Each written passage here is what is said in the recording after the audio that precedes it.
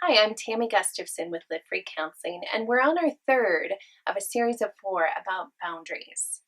And so, as we've talked in the past about the personal circle and how when we know ourselves and ground with ourselves and put that into words, it naturally creates boundaries with others. But that begs the question of why are boundaries so hard? And how do I develop boundaries? So, the first thing is that boundaries, we don't come by those naturally. Nobody teaches us usually how to have good solid boundaries. And so what happens is that most of us grow up in life with, instead of kind of a really good understanding of who we are, is instead we grow up like this, where we don't have a defined sense of self and where our stuff kind of gets pushed onto others and other stuff comes into ours. And it's just this big mess of coming and going and not sure where I end, where another person begins. So that is kind of the natural way that we grow up. And so the first step we have to do is we have to define that kind of sense of self. We have to have an idea of who we are. And that's kind of the action of closing the circle. Again, not walling off, but just being able to define who we are.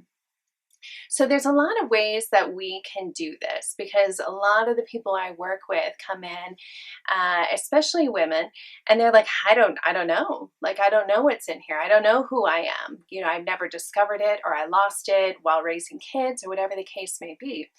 And so there's a lot of techniques that we can do. So a few of those are one, really kind of getting back to, okay, even if you don't know who you are now, did you ever in the past have an idea of what you really loved, of what you were passionate about? Maybe even going back as far as when you were a child. And then moving forward, and maybe now it's a matter, maybe you have to start exploring. Maybe there's the idea of, well, I've always kind of thought this might be fun, but I've never tried it. Give it a shot.